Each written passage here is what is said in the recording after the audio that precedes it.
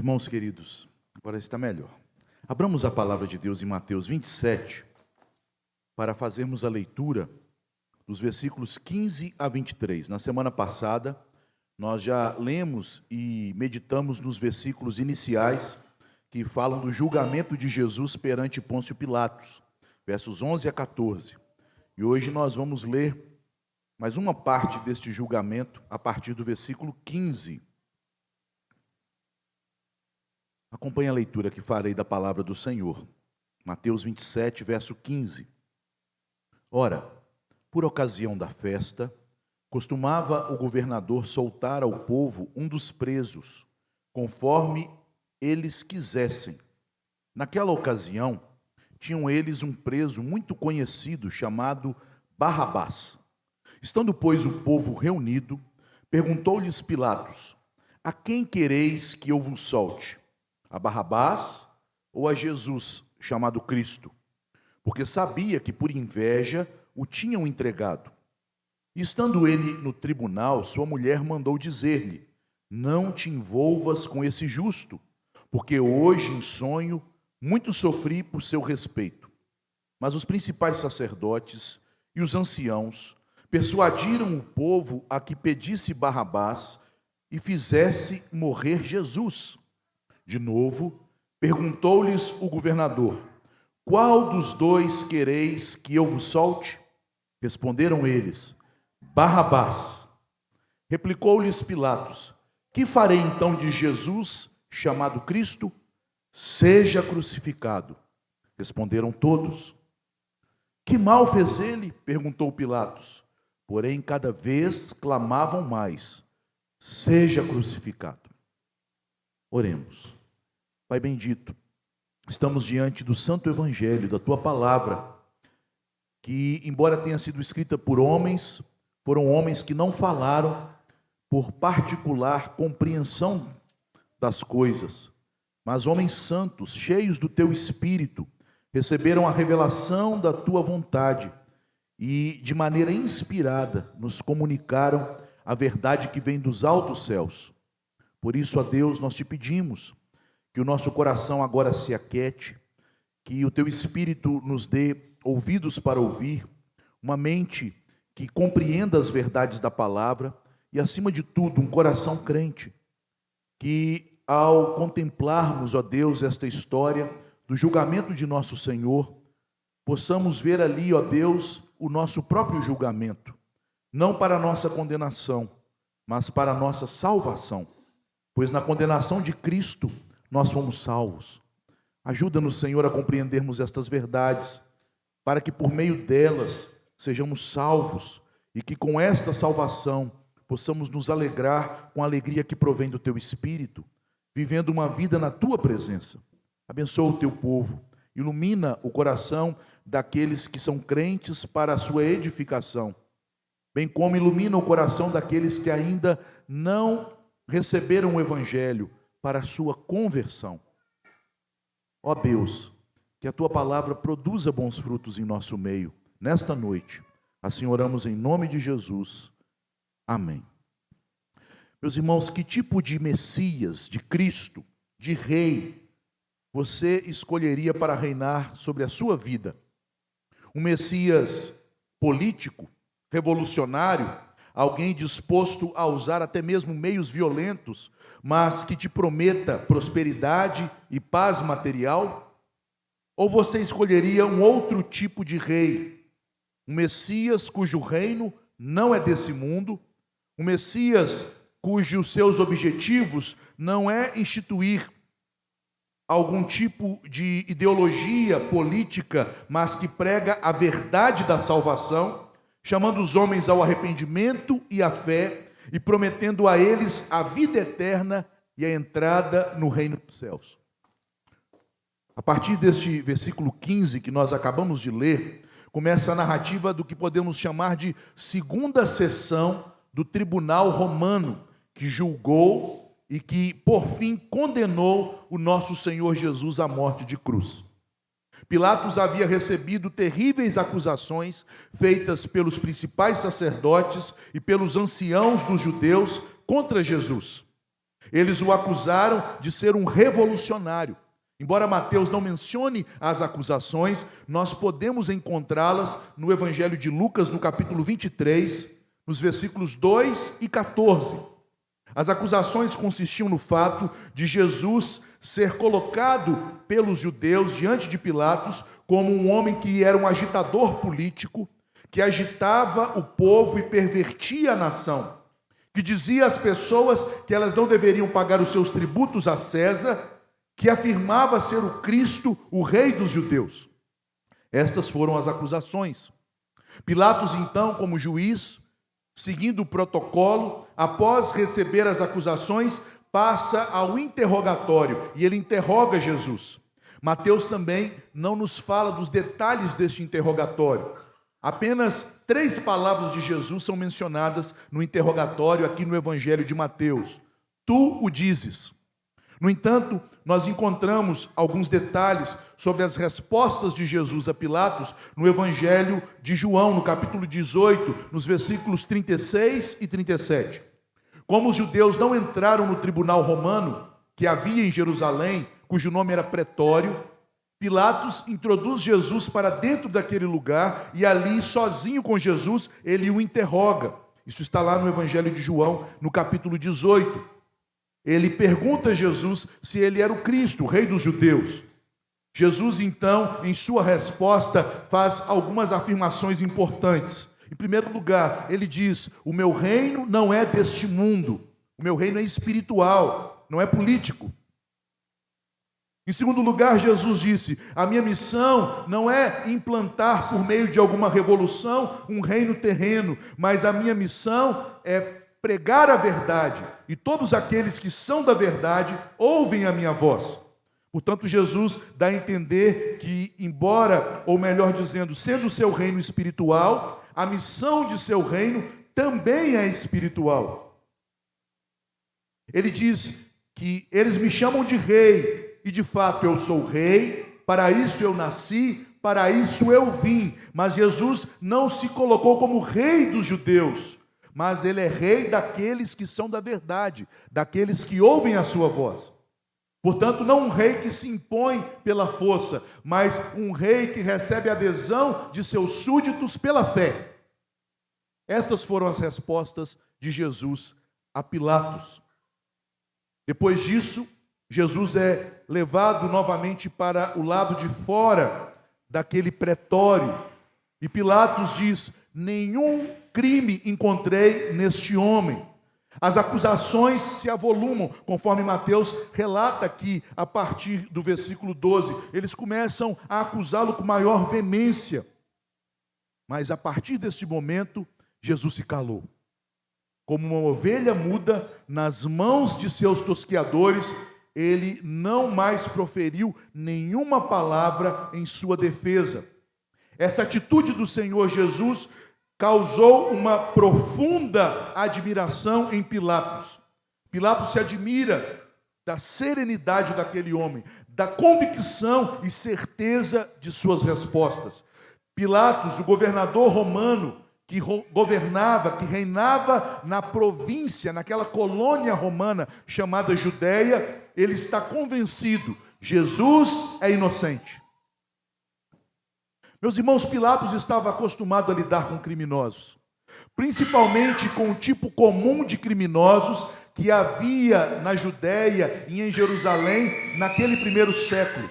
Criminosos que eram homens chamados zelotes. Você já ouviu essa expressão, zelotes? Um dos apóstolos de Jesus era um zelote. Eram revolucionários que tentavam instaurar um reino de Deus na terra pelas vias políticas, da guerrilha, da insurreição, do roubo e do assassinato. Pilatos sabia quem eram os agitadores. Ele conhecia aquele tipo de gente e definitivamente ele constatou: Jesus não é um deles. Mas os judeus se indignaram. Aquela liderança do povo de Israel ficou furiosa com Pilatos, por ter considerado Jesus inocente, por ter dito: não encontrei neste homem crime algum. Então eles começam a pressioná-lo politicamente.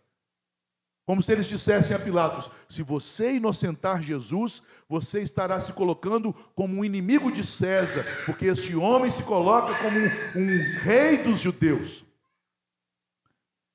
Diante das pressões políticas, Pilatos, que era um bom político, um homem cheio de estratégias, um homem cheio de maldade, ele percebe que os judeus deixam escapar uma informação. Este homem tem causado a convulsão do povo desde a Galileia. Opa, Galileia?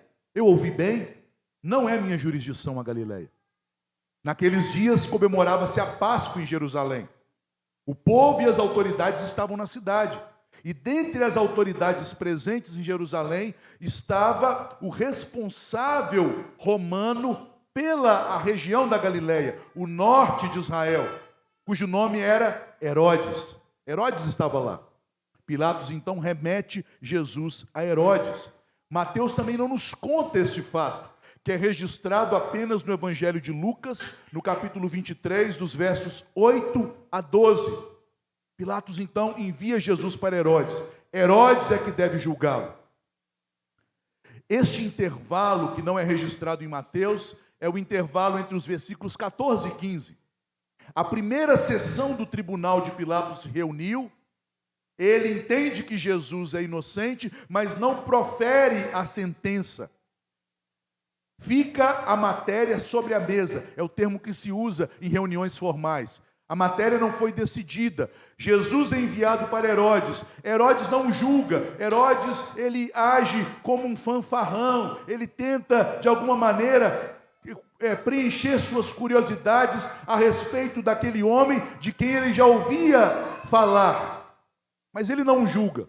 Ele o devolve para Pilatos. E aí nós chegamos neste verso 15. Uma segunda sessão do tribunal se reúne. Agora Jesus será julgado e a sentença será proferida. O destino do Senhor será selado.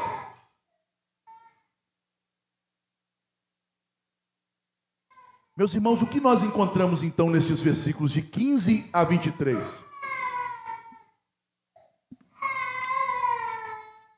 Nós encontramos aqui o fato de que os judeus, influenciando aquele tribunal, eles trocam o seu rei por um pecador, por um criminoso, para que Jesus assuma com isso os nossos pecados. Jesus é julgado como se ele fosse pior do que o pior dos criminosos. E ao ser julgado assim, os nossos pecados foram colocados sobre ele. Na primeira parte do julgamento, ou desta segunda sessão do julgamento, dos versículos 15 a 18, nós temos uma proposta de Pilatos para o povo. Vejam a proposta de Pilatos.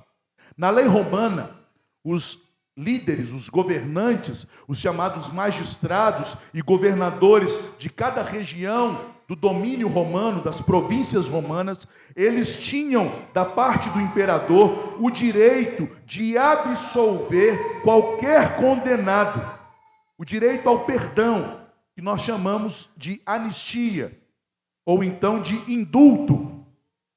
Eles tinham esse direito. Uma pessoa condenada à morte, ela poderia apelar ao governador romano e ele lhe dava o perdão. Eu sei que nos Estados Unidos, nos estados dos Estados Unidos onde há pena de morte, a lei também funciona assim. Uma pessoa condenada à morte pode pedir o indulto, a anistia do governador, e se ele assinar, aquela pessoa ela é libertada da condenação à morte. Isto era o que acontecia no Império Romano. Pilatos, ou talvez um dos governantes anteriores a ele, na Judéia, estabeleceram então um costume, como políticos que eram, para agradar o povo, eles davam a anistia de um criminoso, geralmente alguém conhecido, alguém famoso, na Páscoa. Nós temos esse tipo também de situação na lei brasileira, não é verdade? Pessoas que são libertadas de suas penas, recebendo dos governantes indultos em festas, como Dia dos Pais, Dia das Mães, Natal, Páscoa. Então os políticos gostam disso, de absolver criminosos, para de alguma forma conquistar o povo em dias de festa. Então, na Páscoa, diz o texto no verso 15, por ocasião da festa, esta festa é a Páscoa, costumava o governador soltar ao povo um dos presos, conforme o povo escolhesse. Então, era uma forma dele obter o favor do povo. Pilatos sabia que Jesus era inocente, ele queria livrá-lo da condenação.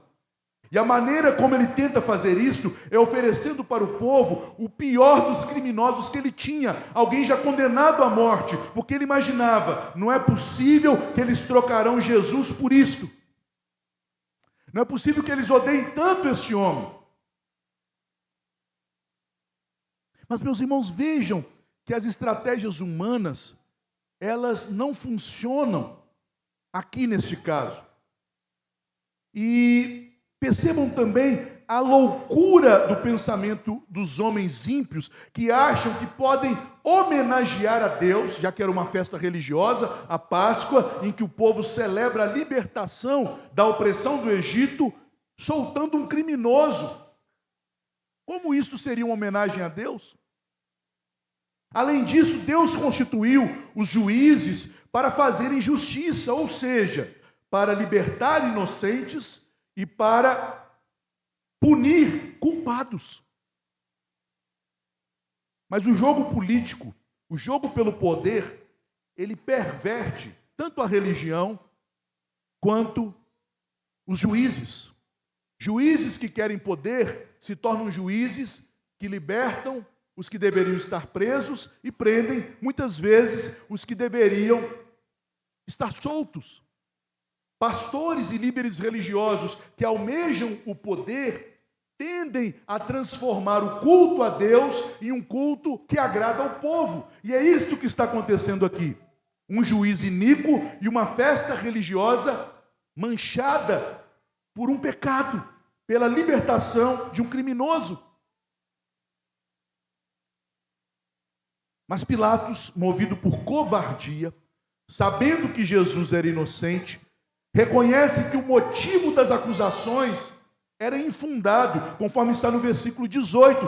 Por que os judeus o acusavam? Pilatos era um homem sábio, maduro, era um juiz experimentado. Ele diz: estes homens não têm prova nenhuma, estes homens não têm nada sólido, nenhuma testemunha convincente para acusar este homem chamado Jesus. Eles o fazem porque este homem é sábio, porque este homem é famoso, porque este homem é reconhecido pelo povo e porque eles têm inveja de Jesus. Versículo 18. O motivo era somente inveja. O que Pilatos deveria fazer? Como juiz, era seu dever exercer a autoridade e declarar: inocente.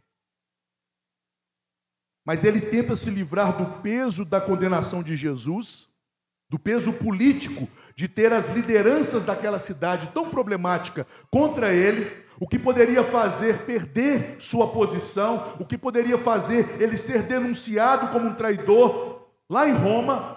Então, pensando em seu cargo, pensando em seu bem-estar, mas também sabendo que Jesus era inocente, ele usa esta estratégia de dar um indulto pascal para libertar Jesus. Ele tira a responsabilidade dos seus ombros e coloca nos ombros da população. Caberia ao povo, naquela Páscoa, libertar Jesus. Este era o pensamento de Pilatos. Ele então chama um homem que estava preso, já condenado à morte. A Bíblia nos diz que este homem era um salteador, um ladrão. Está em João 18:40. Mas a palavra grega usada para ladrão aqui, ela também tem o sentido de um insurgente, isto é, um revoltoso, um revolucionário. Aquele homem não era simplesmente um assaltante que roubava pessoas ou invadia casas. Não, aquele homem, ele roubava, mas ele fazia todas as suas ações criminosas com uma intenção política. Ele era alguém que queria derrubar o governo romano. A Bíblia nos fala disso claramente. Nós podemos ver que ele é chamado, em Marcos, no capítulo 15, no versículo 7, de um homem que praticava atentados com outros homens como amotinadores, isto é, pessoas que produzem revolução, convulsão social contra o governo. E em um daqueles seus tumultos, em um daqueles momentos em que eles causam uma revolução, aquele homem se envolveu num homicídio, ele matou uma pessoa. Quem nos informa isso é Marcos, no capítulo 15, versículo 7. Portanto, um revolucionário e um assassino. Vejam, meus irmãos, a ironia. Do que Jesus foi acusado? Exatamente de ser um revolucionário. Mas quem os judeus vão libertar para crucificar Jesus? Um revolucionário. E mais do que um revolucionário assassino, homicida. E vejam que aquele homem não era alguém que de alguma forma estava envolvido em crimes, que se falava dele. Não. Vejam o que o texto nos diz. É dito que aquele homem era muito conhecido, versículo 16. Muito conhecido. Esta expressão aqui traduzida por muito conhecido, na língua original é uma palavra só, que significa alguém famoso, notável. Era um criminoso que saía na primeira página dos jornais. Me perdoe este anacronismo, mas era um criminoso famoso. Era um bandido de primeira linha. Um bandido líder de alguma organização revolucionária. Então é apresentado este homem no versículo 17, Barrabás.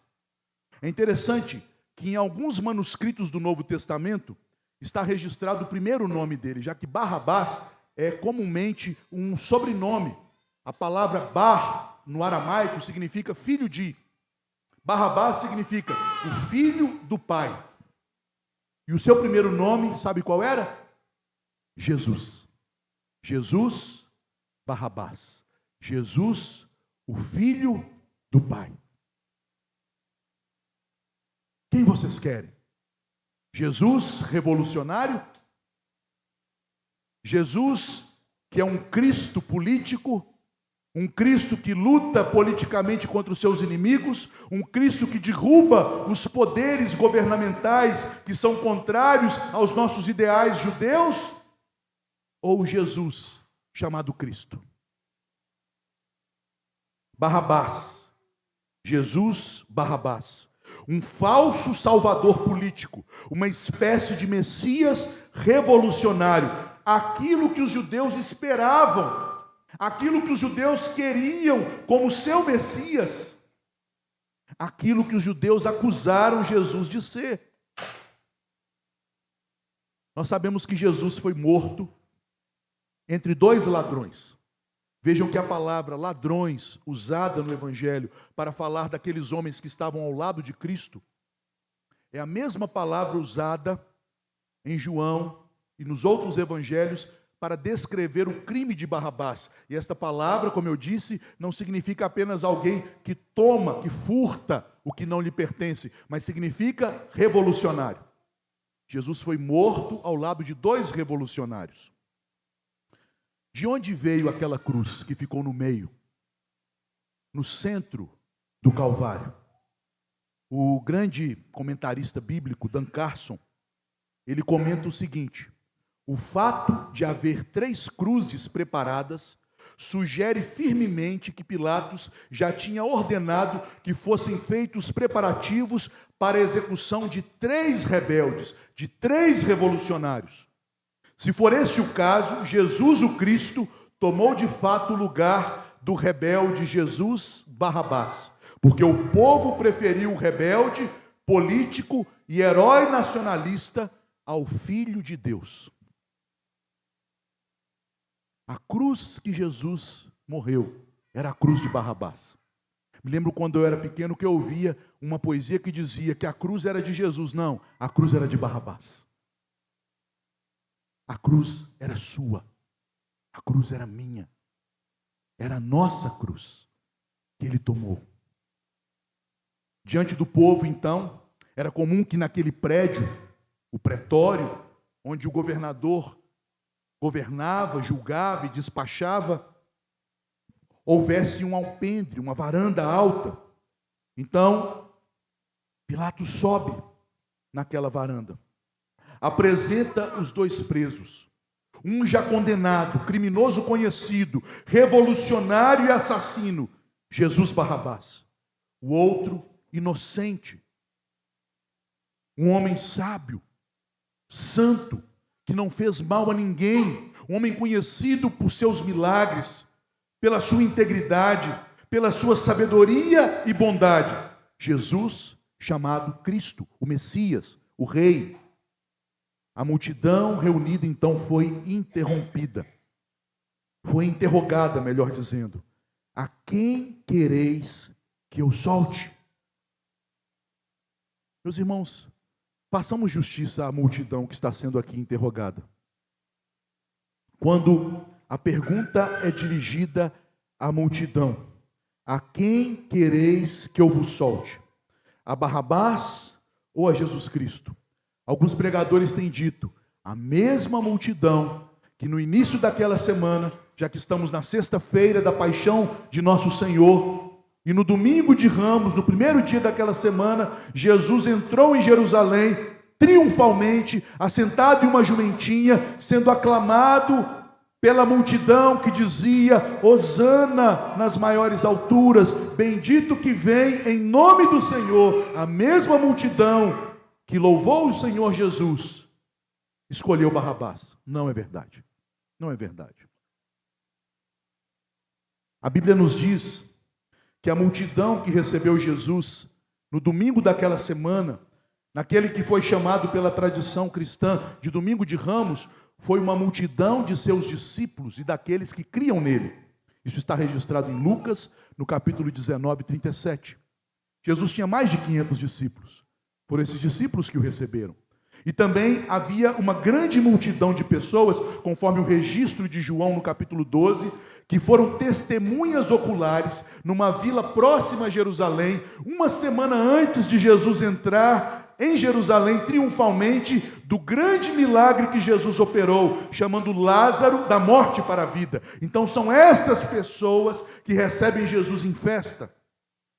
Mas agora a multidão de judeus, da elite do povo, daqueles que eram residentes de Jerusalém, daqueles que eram a nata dos judeus, são eles que se reúnem no centro da cidade, diante do pretório, para condenar o Senhor Jesus.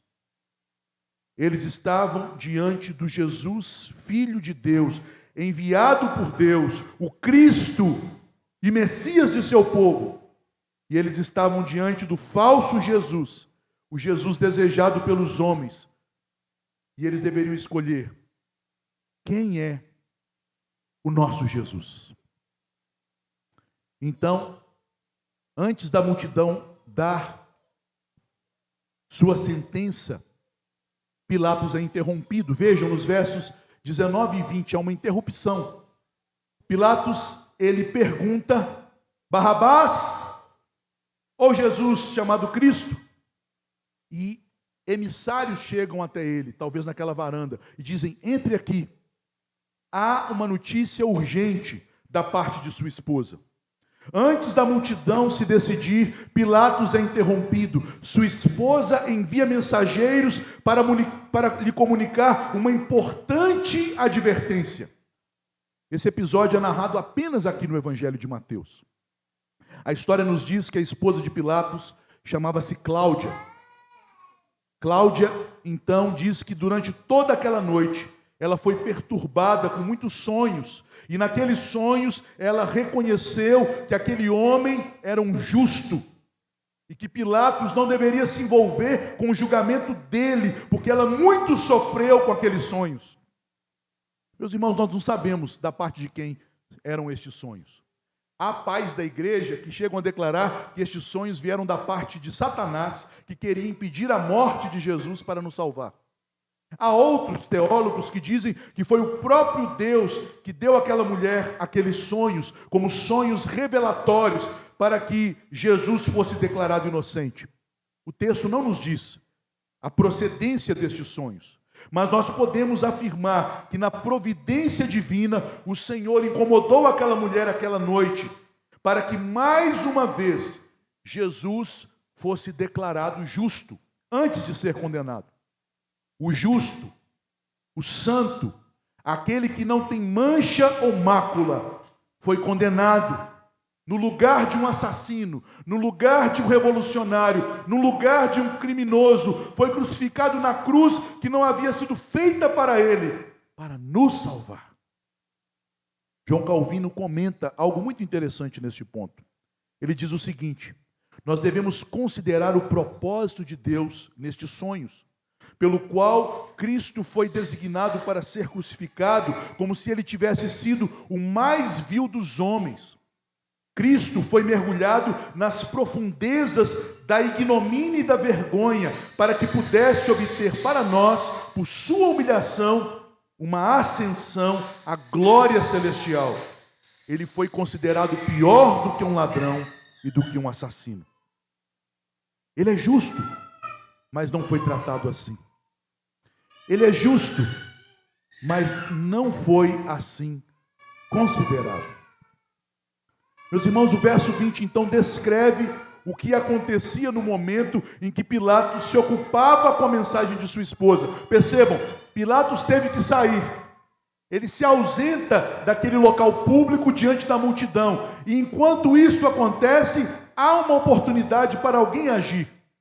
O versículo 20 nos diz que naquele momento em que Pilatos se ausenta, os principais sacerdotes e os líderes do povo, os anciãos, eles começam a convencer o povo de soltar Barrabás e pedir que Jesus morresse.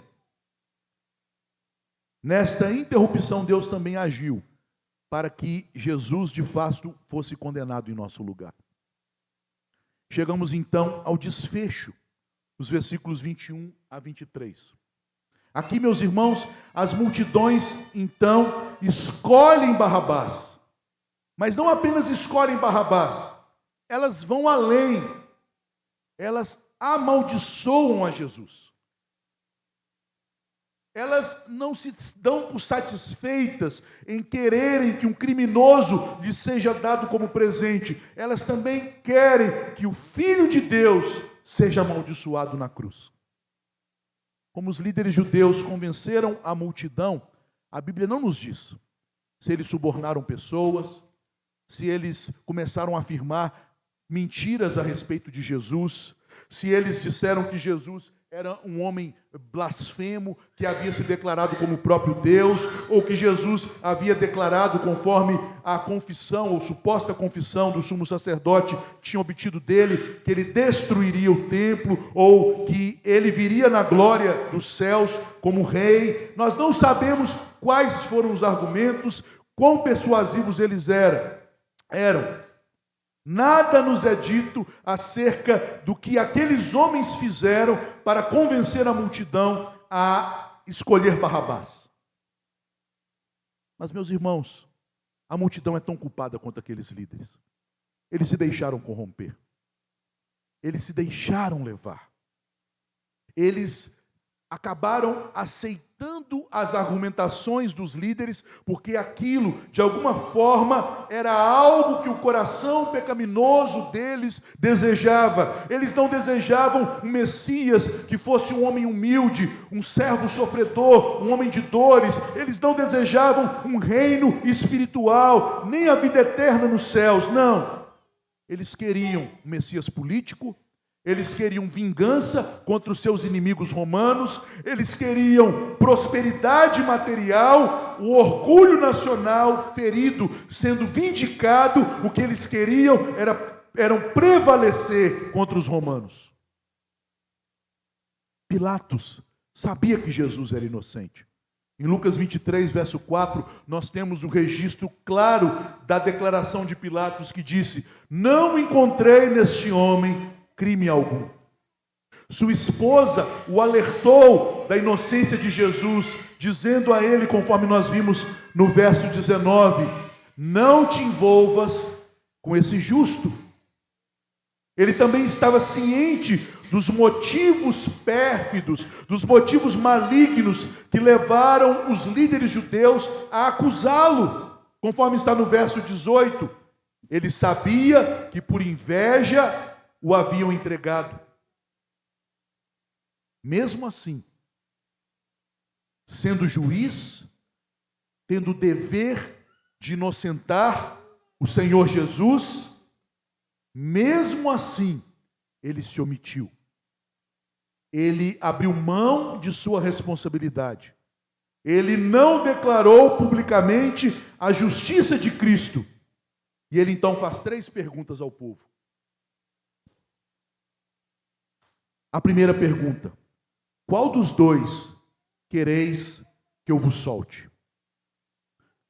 Percebam, meus irmãos, literalmente na língua original está: quem vocês querem que solte para vocês? Aquele que fosse solto era um presente de Páscoa para o povo. Quem vocês querem para vocês? Vocês querem um assassino e ladrão? Um revolucionário salteador? É isso que vocês querem de presente do governador? Ou vocês querem Jesus, o Cristo, o Santo de Deus, o Salvador prometido aos profetas, o Salvador que foi anunciado a Abraão, o filho de Davi que veio assentar-se no seu trono? Quem vocês querem? O homem que seria solto estava sendo oferecido como uma oferta, como um presente para o povo de Israel. E eles responderam: Barrabás. Vejam que há uma exclamação. Eles bradaram: Barrabás. Queremos Barrabás. Ele é o presente que queremos. Não titubearam, não pensaram. Não houve dúvida ou conversação. Todos foram unânimes, porque Barrabás era o tipo de Messias revolucionário e violento, o líder político mundano que agradava o coração do povo. Meus irmãos, Pilatos foi pego de surpresa, porque, meus irmãos, que juiz pergunta para o povo o que ele tem que fazer? Veja só no versículo 22, a segunda pergunta. Que farei então? Ele ficou perdido. É como se com esta pergunta ele estivesse pensando alto. A resposta da multidão o deixou atônito, surpreso. O que eu vou fazer agora? Este homem é inocente. Ora, Pilatos, o que o juiz deve fazer? Solte Jesus, declare sua inocência. Lembre-se, meus irmãos, que Barrabás já havia sido condenado, mas Jesus não. Até este momento, Pilatos não havia ainda declarado: este homem é culpado. Não. Ele poderia muito bem soltar os 2. Barrabás, pelo pedido do povo, recebendo então um indulto, e Jesus, proferindo a sua sentença. Mas ele se deixa atrair e diz: o que farei então de Jesus, chamado Cristo? Percebam, meus irmãos, ao declarar que Jesus é o Messias, porque a palavra Cristo significa isso, o Messias, o ungido de Deus, aquele que veio para reinar, Pilatos está aqui, de certa forma, tentando apelar ao coração daquele povo, argumentando com eles. Vejam, vocês querem que eu mate um inocente? Vocês querem que eu mate aquele que é o rei de vocês?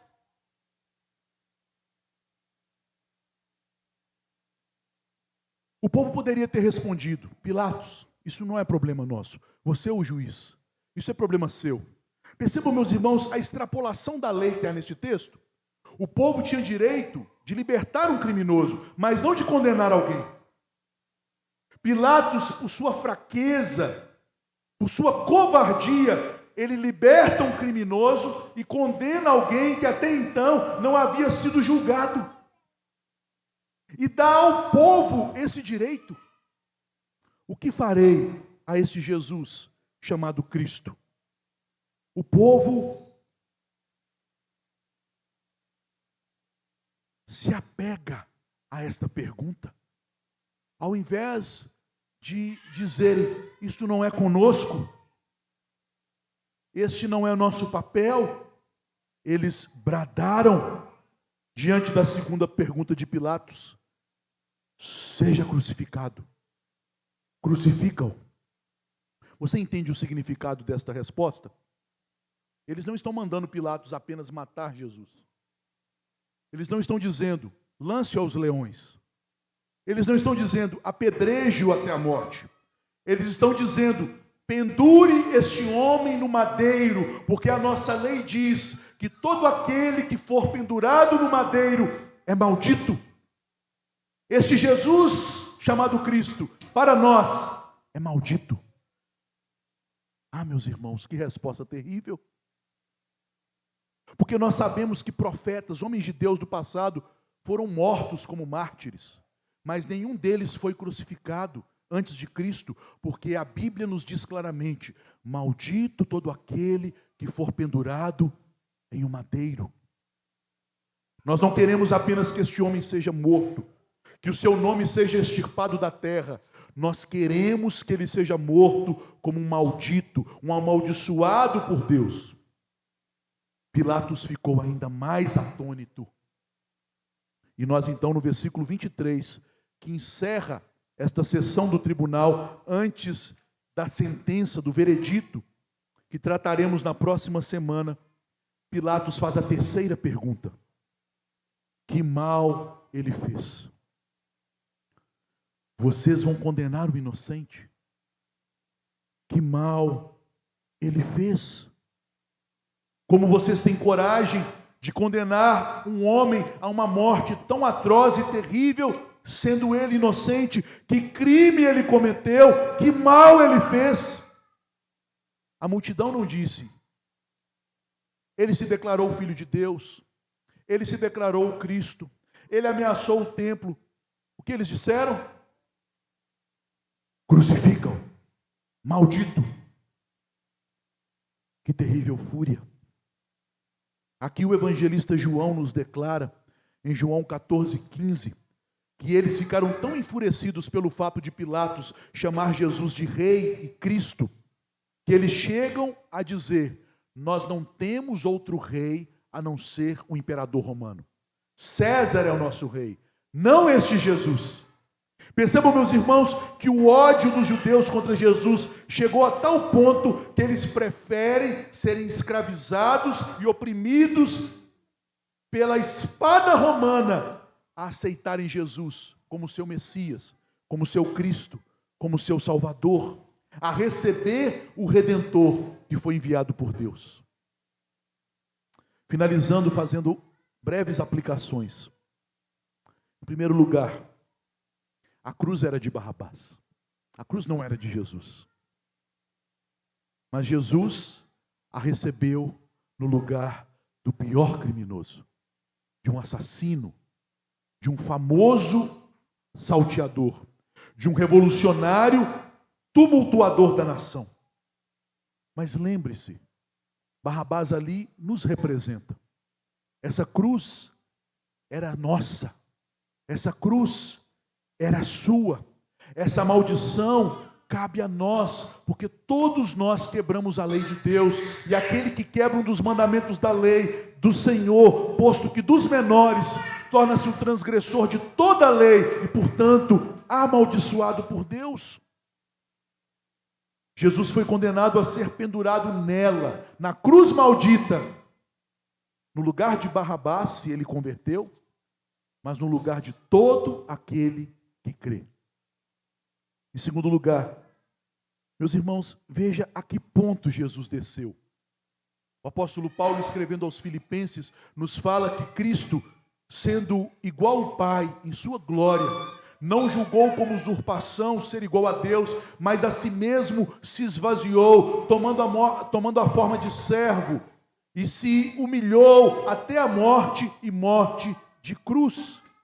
Veja como Jesus desceu, quão pequeno ele se fez, de que modo extraordinário ele se esvaziou, ele despiu-se da sua glória celestial, para que na cruz maldita ele vestisse as suas vestes de glória, a glória da justiça de Deus, que foi derramada sobre ele, e a glória da graça de Deus, que foi conquistada por ele na cruz, para nos salvar.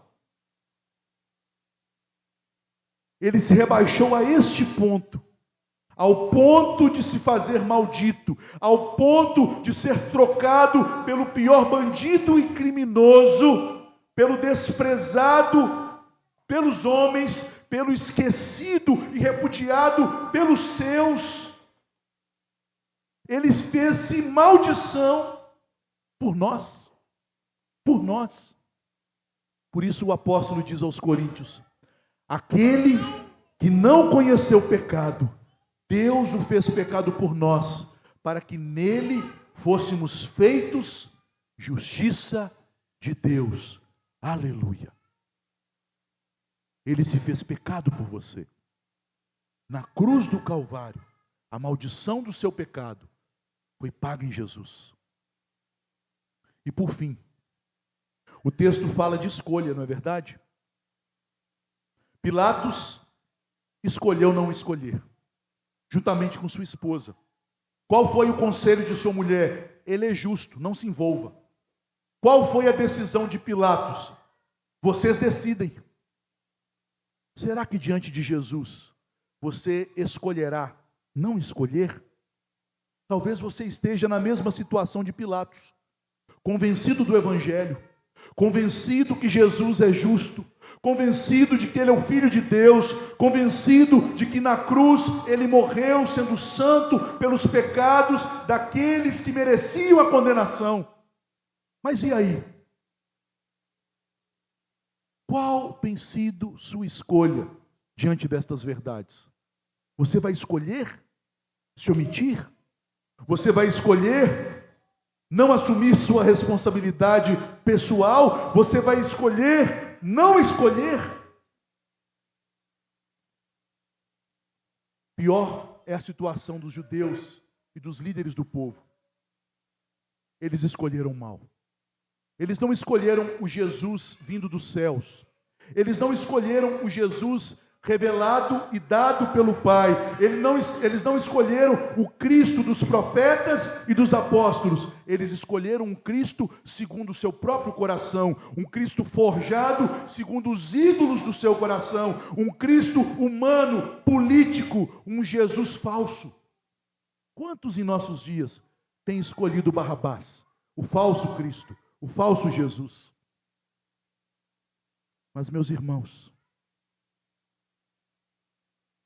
hoje, ao ouvirmos o Evangelho, que nos chama sempre a uma decisão, que possamos dizer: vocês quereis a Jesus, chamado Cristo?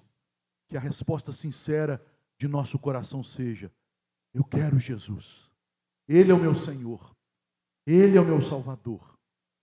Senhor, eis-me aqui. Fiquemos de pé.